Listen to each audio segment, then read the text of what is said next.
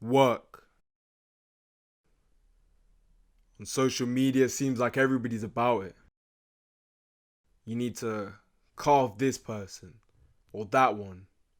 Get your mindset straight or get in the zone. How many times are you going to keep lying to yourself?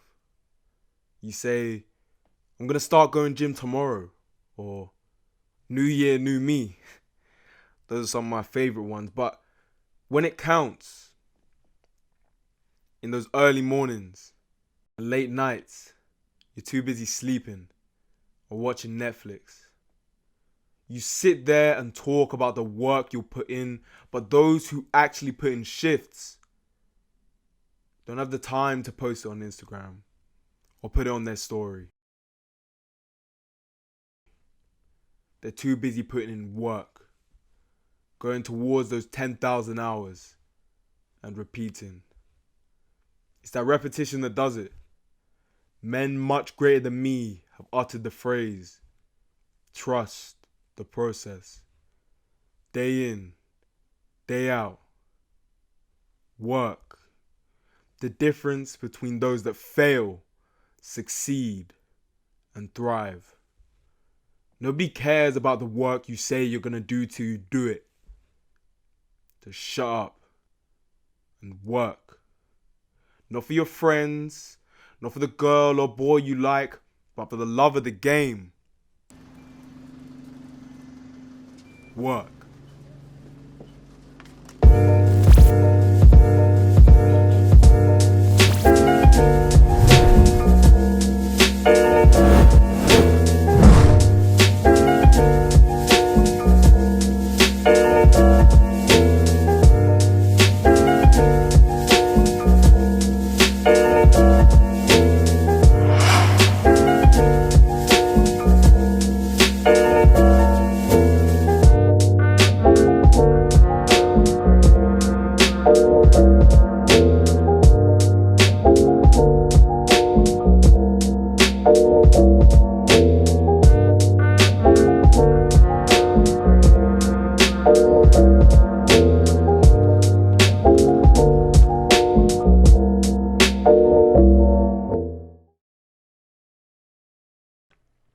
This is Andy, a good friend of mine for the past 4 years. He was my training partner for, at least 3 of those years. The guy is sometimes serious, sometimes funny, always hardworking. But still in those 4 years and all those training sessions, still haven't figured him out. So I'll let him speak for himself. Has sport always been a big part of your life? Yeah, definitely. So growing up, I was born in Germany. Then, so when I turned 6, I came over here, and I started at an infant school from year 1 to year 3. So I went up to just year 2. When I moved to primary school in year 3, school called St. Andrew's, small school in Totteridge.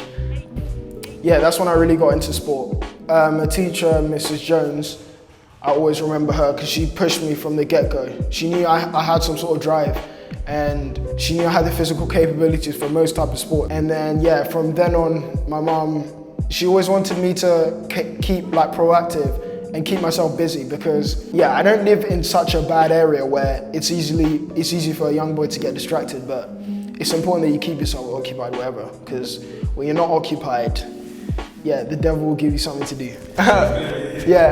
So from year 3 to year 6, something I also did, I ran for the school athletics team. So back then it was 60 meters. From year 3 to year 5, I was coming first every time. I was literally the fastest kid there. I had an athletic club after school. I went swimming as well. I had a multi-sport camp I went to. So almost every day after school, I'd be going somewhere to sort of play. And it sort of helped my mum out as well because she had a lot to do. Like she had a lot of work to get through. It was up until year 6 when I went to a multi-sport camp. And a coach there who was coaching at the camp, he also coached basketball, a basketball club local to my area. So he told my mum, like, you can he sort of, like, basketball would be good for me. Like, sometimes when kids are young, you can see, oh, he's like got this sort of capability. So yeah, he signed me up. And then yeah, from year 6 onwards, up until year 10, I was playing for his club, that was Barnet East Giants.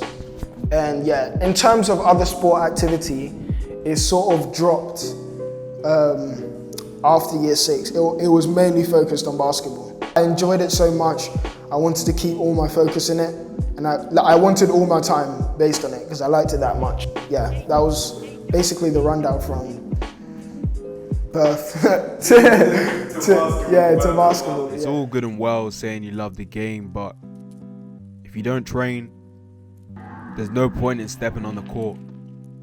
Some of us do train, but some of us would rather talk about it instead. Work in silence. We don't need to see it. It's gonna show itself on the court whether you worked or not. I wanted to see Andy's training. Hadn't seen Andy for a while, so I met him and Adam at Compton, a place where a training spot is inconsistent, but it works.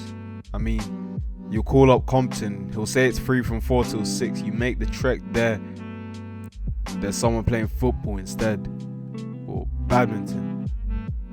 It's just how it goes with basketball here. But by the way, it's not that Compton. I mean, just look.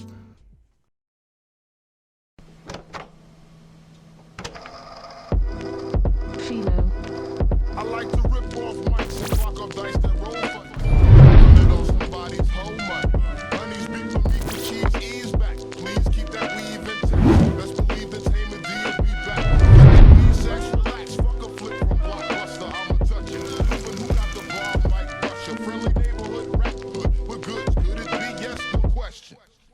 Now let's start up the session. Kick a rap out till I black out. Check out when I wreck out, throwing backs out. Laughing out loud when niggas crap out. Me, I want more G's than the LAPD from when I wrote my first rhyme in 83. With each piece release, I reach mad blocks. Analyzing more spots than Matlock. Now I got this rap. So what was your first season like? Your first season ever playing? First season, damn. I think I was, it was Barnet East Giants. So I think when I started playing for the team, I was in year 9. I'd say year 9. Being younger and playing on the under 16s team. I remember one game we played Brent Ballers. Back then the community basketball league was a big thing. Like the competition was nearly at National League level in terms of under 16s and under 18s. So we played this team called Brent Ballers. I remember that game. I'll never forget that game because I scored 8 points, and those are the 8 points our whole team scored. So yeah, that was the level our team was at.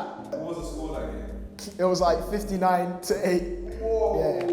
Yeah, I remember that game because a few of the older players, like I remember after one game, one of the older players, I think 2 years older than me, this I'll never forget as well. We were on the bus coach ride back. Another thing was the bus ride there and bus ride there back was so long, it made not playing even worse, if that makes sense.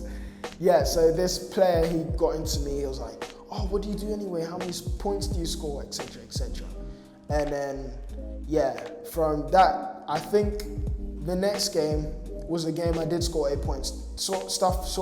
People saying stuff like that, it sort of drives me on because, okay, I can't do it now, but I can get closer tomorrow and I can get better. And looking at how I am now and where I was back then, I made massive improvements, and there's no secret to it. It really is working on my craft and also listening. Being able to listen and not speak, just taking stuff in, it will help your game out a lot as well. We want to cut now? Yeah.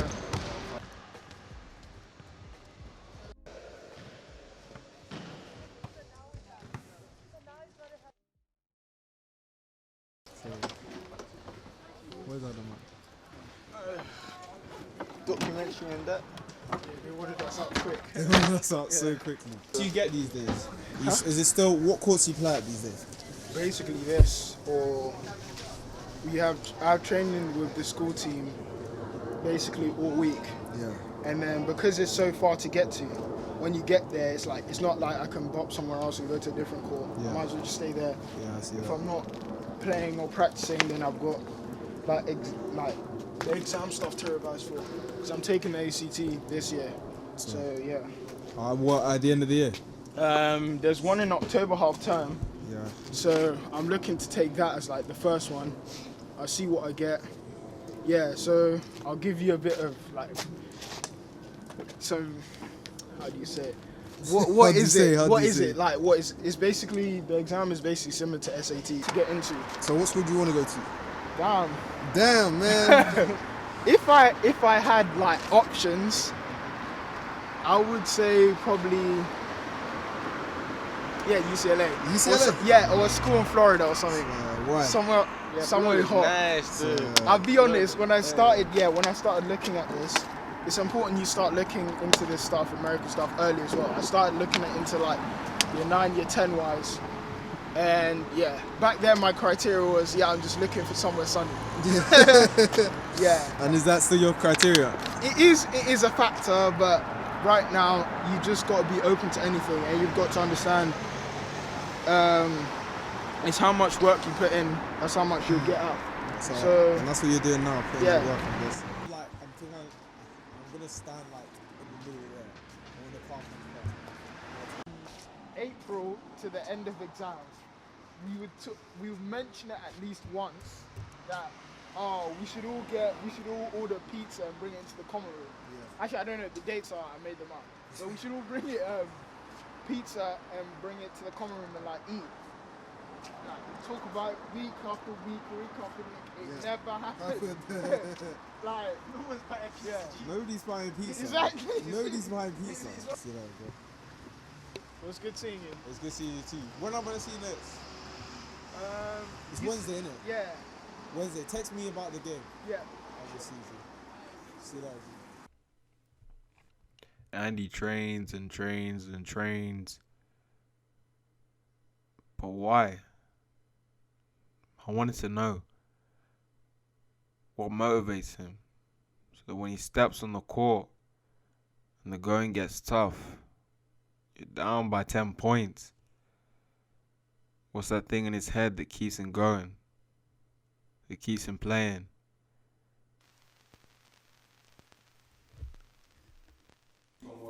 Ooh. I have 3 things. I'll give you 3 things. So, one is my grandma. So, I'll tell you a mini story about it. I remember up until like year 9, every holiday my parents went to, it was to Germany to see my family. So, I think it was in year 9, we went to Germany during a half term. And there was this park close to where my grandma lived, so we stayed with my grandma. So one day I went out, I was just practicing shooting at this park, and the day had went by, it was getting really close to evening. So his family came by and they saw me like playing basketball, and they were telling me, oh, there's this local basketball star in town. And yeah, basically what happened was they started talking to me, and because I was so interested in basketball, I still am, but like my sense of awareness, it went out the window, and I followed this family. They were walking back to their home or something, and it wasn't like I just followed anyone. The woman had a pram, and it looked like a normal family. Anyway, that's besides the point. And now it was getting to like 9 o'clock times. So when it got to 9 o'clock times, I'd followed the family up from the park to like getting close to the city center. So yeah, at that point I was like, damn, I need to go home. And yeah, so I went home, and that evening, my grandma, my mom, it was like a tag team. I just got finished. Like, if you know African parents, it was so, like, they just got into me so much. And then, yeah, I got hurt. Yeah, well, let's not dwell on that. But from that, I was disappointed in myself because I'd taken it too far. And that's what my mom was scared of, especially with this basketball thing, me taking it too far, forgetting other things that are important. But later on, 2 years after, we didn't go to Germany as much, so I didn't get to see as much. but unfortunately, my grandma passed away in year 11.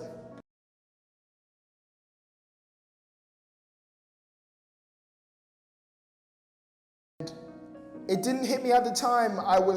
Because I hadn't seen her a lot, even though I had a good connection with her, when you don't see someone a lot, you don't think about it that much. You know, like, I know she's there, but I'm not thinking of her as much.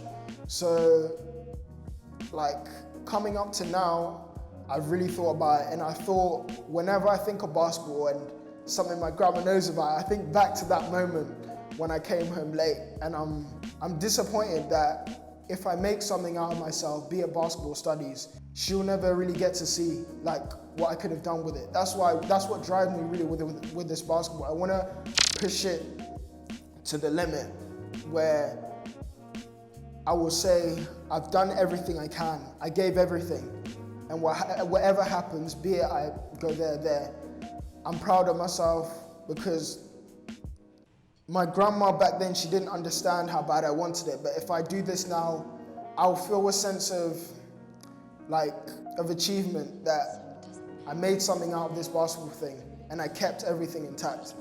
So that's the first one. That was quite long. Sorry. Second one, it was my coach, so my second coach. So at Barnet East Giants, he started off with Coach Hugh. When he got more busy, it moved on to Coach D. So in year 10, or year 9 coming on to year 10, I remember this one session. In year 9, then my mum would only let me go to one training session. So that training session, I would be there early. So I remember one day I came early and coach sat me down. He was impressed that I was there early, and he said he sees something in me.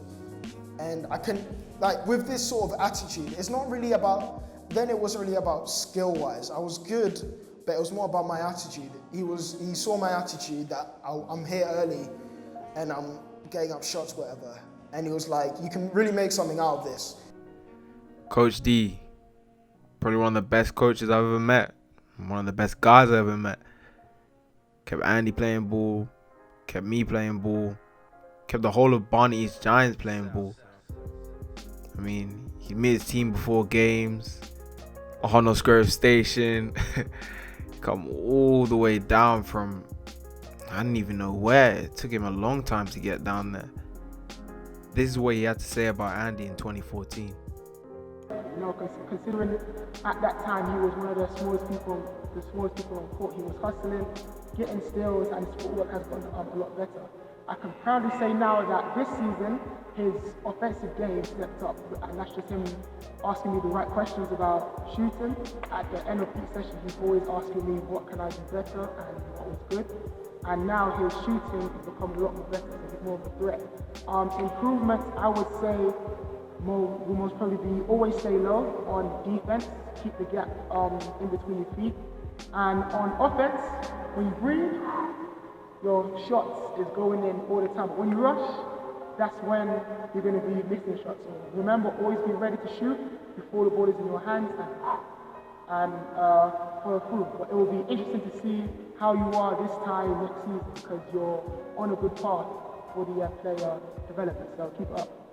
Thank you. Literally from that day on, after school, before school, I was shooting in the gym. And I'll be working on my game somehow, finishing at the layup. So that was the second one. Third one, I'll be honest, is my mum. So my mum growing up, she didn't really have it easy. Her brother from a young age, he got involved with the wrong people, drugs, etc. And now he's sort of getting on the way to coming out of prison and being a different man.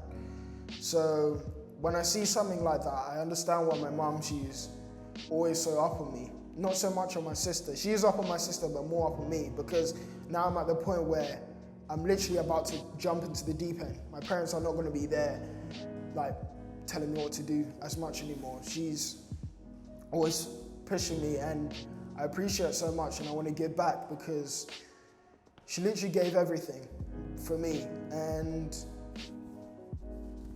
when I see her every day, like yesterday, she went out to work, night shift. The day before that, she went as well. And usually I know she only works a certain number of hours, but seeing her going like above and beyond and working 2 jobs, it pushes me and it drives me every day. And that's why when I'm doing a workout and it's tough, I know it's, in my head, I know it's not tough because I know my mom, she might have 2 hours of sleep in the day, she'd be out working, but she can make it through the day. So I don't know what it is, but I've always had this drive from young that if you start something, finish it and finish it to the best of your ability. Like this basketball thing, I remember when I started young, it was say it's a marathon and 100 of us are running. Really, it feels like there's only a few people who started with me who are still left. And yeah, it's really just been the mindset of, it's just sometimes people watch like high school mixtapes and all of that, and they're like, dang, he's really good. And it ends there. When I watch it, I'm like, he's good, but I can get there too. Like, this guy's only putting the work to get there. And work is not something work ethic is not something you have to buy. It's something within you. So I know I can get there. Like, I remember, like, I have various notepads where I've been writing down workouts and stuff. I remember, I think year 10 summer, I had this notepad, and on the top, I literally wrote, turning myself into Dennis Smith Jr. After this summer, like, I seriously believe in not being jealous or watching someone and thinking, oh, I can never obtain that. It's really putting in the work, and it has to be consistent. It has to be every day. You can't go for one day out of the 7. It has to be a consistent grind as well. That's the toughest part. What would you say is strong points of your game? Right now, Let me show you the strong points of his game.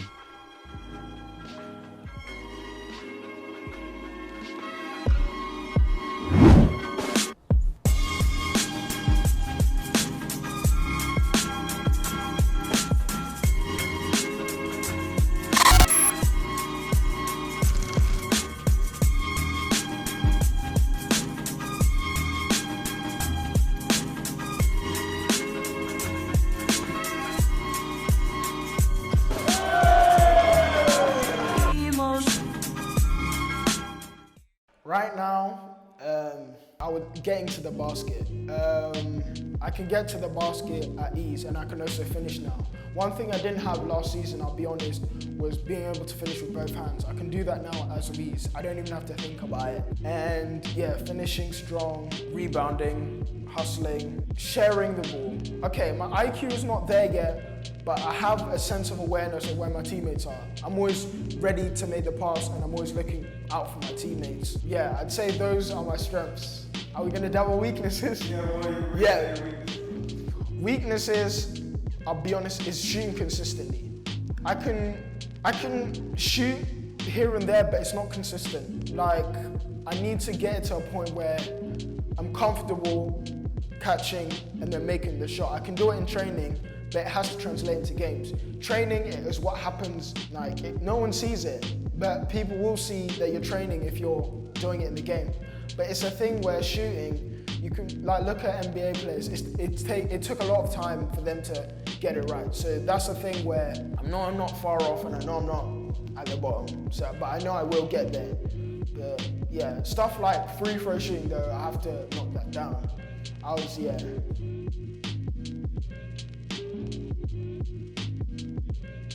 next? Where do you see yourself in the next 2 years? 2 years, damn. I'll be honest, 2 years ago I didn't see myself being here in the next 2 years. I honestly thought I wouldn't see this level of improvement, especially because before I used to get injured a lot, but injuries have cleared up now. But 2 years, if I stay healthy and everything goes well, I'd hope to be either at a 4-year college in America, studying and playing ball. What do you study? Oh, that's important, education first. I'll be studying physical therapy or physio. That's something I'm really interested in as well, because I don't know what it is, I just find it interesting learning about, one, how you get hurt, how to prevent it, and yeah, about the body, physiology-wise. Because one thing I've always had is I don't like not knowing things. And I don't like not knowing things and being unaware of things. And something like physical therapy and physiotherapy, it opens your mind a lot, especially with those health-related courses. Yeah, I'm here now at Cornell, which a lot of people around me telling me that's the worst case scenario, this is not the best school, they don't play at the highest competition. But it's a thing where you can't put off something because they don't, like, it's not at your level. Nothing, you should never claim you have a level. You get there and prove that this is too easy before you start making claims and stuff like that. And that's really what this season is about. Since this season, I've only played one season of National League. The year before that, I only played at school because chronic knee pain and stuff like that. That really had me out for that season. But yeah, this is the year, 7, 8 months to make a drastic improvement on my game, and it starts with each day. And yeah, thanks. It's different in British basketball. Getting kicked out of gyms is normal. Not getting enough exposure is normal. But every player I know always finds a way to train. It makes us resilient and persistent. If you really want to put in the work, you'll find a way to do it no matter what. Addy's a good example of this. He knows he's got a long way to go, but he's willing to keep on going and work for his spot. If he keeps on progressing and staying on top of his stuff, there should be no reason why he won't do well. Hope to see that guy in America next year. He's a guy to look out for. Andrew Konadu. Remember the name. And remember, for the love of the game, work. I'll see you in the next one.